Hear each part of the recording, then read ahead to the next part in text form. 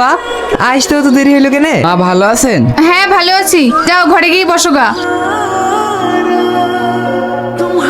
আসেন আসেন, আপনারা এখানে বসেন।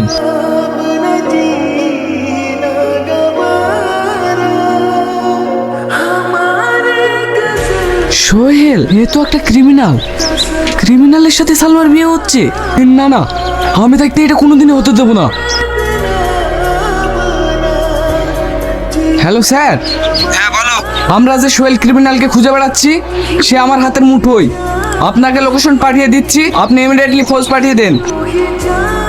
আব্বা, আপনাকে একটা কথা বলতাম। ঠিক আছে বাপ, তুমি বসো, আমি এসে শুনছি। আচ্ছা বলো, কি বলবা? এই বিয়ে হবে না। কেন বাপ, তো হবে না কেন? সেটা আপনি নিজের চোখে দেখতে পাবেন।